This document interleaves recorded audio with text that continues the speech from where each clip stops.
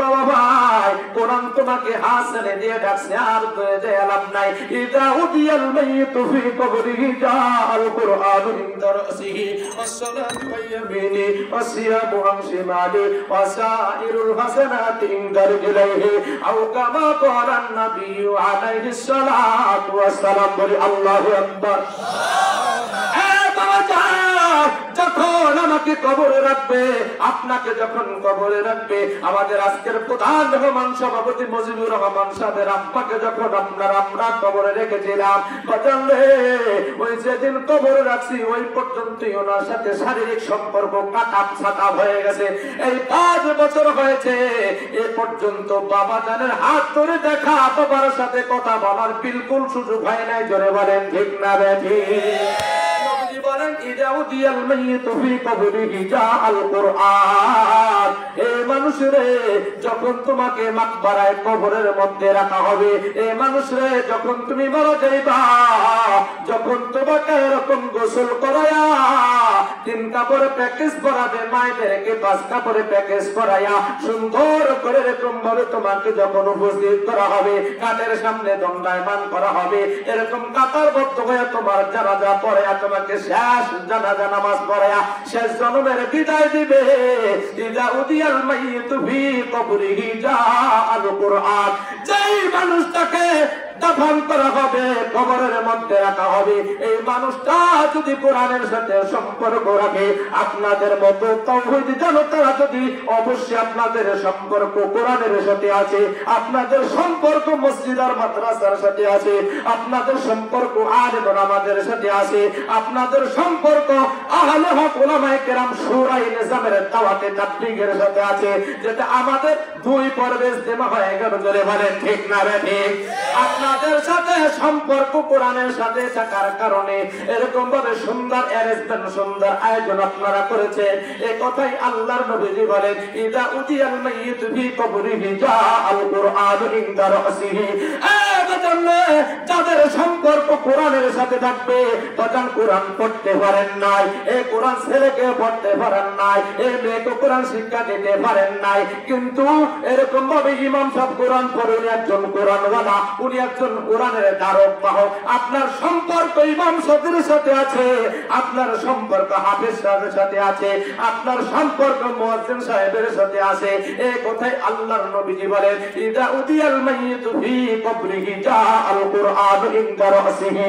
এই কোরআনের সাথে সম্পর্ক নাই, কোরআন পড়তে পারো নাই, কোরআন শিখতে পারো নাই, ছেলেমেয়েরা কোরআন শিখাইতে পারো নাই, কিন্তু কি কোরআন ওয়ালার সাথে তোমার সম্পর্ক আছে। কোরআন মহব্বত করার কারণে এই কোরআনটা যখন বান্দা তুমি কবরে যাইবা, এই কোরআনটা যুবকের আকার ধারণ করবে। বলি আল্লাহু আকবার। এই যুবক আকার 30-33 বছরের যুবকের আকার ধারণ করবে। যখন ফেরেশতা ঈমানের 3 প্রশ্ন নিয়ে আসবে, তোমার রবকে, তোমার দিন কি, তোমার নবীকে, তখন এই কোরআন নামক যুবকটা ফেরেশতাকে বলবে না না না, তুমি আমার এই বান্দাকে কোশ্চেন করিও না। জোরে বলি আল্লাহু আকবার। তুমি এই বান্দাকে কোশ্চেন করিও না, এই বান্দা দুনিয়ার জমিনে কোরআনের সাথে সম্পর্ক রেখেছে, কোরআনের রাজ কায়েম করার জন্য বান্দা প্রাণপণ চেষ্টা করেছে, এই কোরআনের রাষ্ট্র পরিচালনা করার জন্য বান্দা প্রাণপণ চেষ্টা করেছে, ইসলাম হুকুমত কায়েমের জন্য এই দেশে সুশাসন প্রতিষ্ঠা হওয়ার জন্য বুক পেতে দিয়েছে।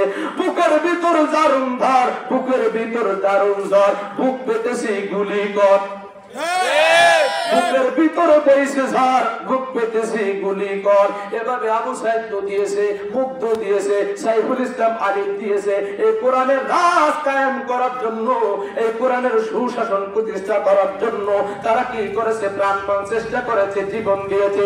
2000-এর অধিক মানুষ শাহাদাতের পেয়ালা পান করেছে, নিহত হয়েছে।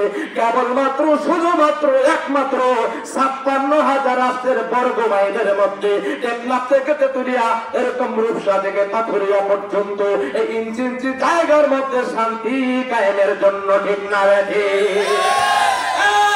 জন্য ইদাউদিয়াল মাইয়িতু ফি কবরিহি জাআল কুরআন ইনদা রাসিহি, এরকম ভাবে যখন কবর যাবে তোমার রবকে, তোমার দিনকে, তোমার নবীকে প্রশ্ন করতে দেবে না, ফেরেশতাকে বন্ধ করে দিবে। তুমি এই বান্দাকে প্রশ্ন করবে না।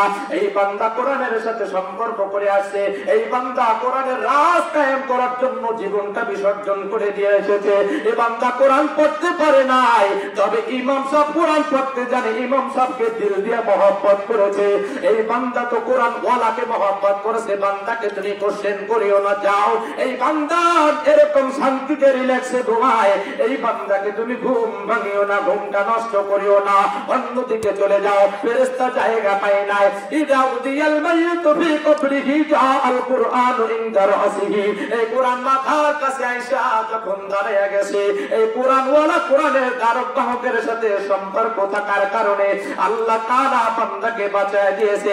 এখানে ফেরেশতা চান্স পায় নাই, মাথার কাছে চান্স পায় নাই। ওয়াসসালাতু ওয়াইয়ামিনি, এই বান্দারে এই ফজর যোহর আসর মাগরিব এশা তুমি পড়েছো, এই নামাজ এই বান্দার ডান পাশে চলে আসে, যুবকের আকার ধারণ করে, যুবকের আকার ধারণ করে ডান পাশে চলে আসে। ওয়াসসালাতু ওয়াইয়ামিনি, নামাজ ডান পাশে চলে আসে। ফেরেশতাকে কোশ্চেন করার জন্য মাথার কাছে চান্স পায় নাই, ডান পাশে এসে জিজ্ঞাসা করে তোমার রবকে, তোমার দিন কি, তোমার নবীকে। এখন এই যে নামাজ ডান পাশে আয়েশা যুবকের আকার ধারণ করে ফেরেশতারে বন্ধ করে দিয়েছে। স্টপ টকিং, তোমার কথাটা বন্ধ করো। কে তুমি কোথা থেকে এসেছো? আমি আল্লাহ তাআলার প্রেরিত ফেরেশতা। এই বান্দাকে ঈমানের তিন প্রশ্ন করার জন্য আল্লাহ তাআলা আমাকে প্রেরণ করেছে। বলে না না না, এই বান্দা পৌষ মাসের কনকনে শীতের মধ্যে ঠান্ডা পানিতে উযু বানায়া নামাজ আদায় করেছে। বলি আল্লাহু আকবার। এই বান্দা কোনদিন নামাজ ছাড়ে নাই। আউয়ালু মা ইউহাসাবু বিহিল আবদু ইয়াউমাল কিয়ামাতিস সালাহ। এই বান্দা আলেম ওলামা মসজিদের চেঙ্গায় বড় মসজিদের ইমাম সাহেব, খতিব সাহেব, মাহমুদ সাহেবের জবান থেকে জুমার বয়ানে শুনছে। এরকম ময়দানে মহাশরে সর্বপ্রথম বান্দার নামাজের হিসাব হবে। মান আকামা সালাতা ফাকাত আকামাদ দ্বীন, যে নামাজকে কায়েম করলো সে দিন প্রতিষ্ঠা করলো।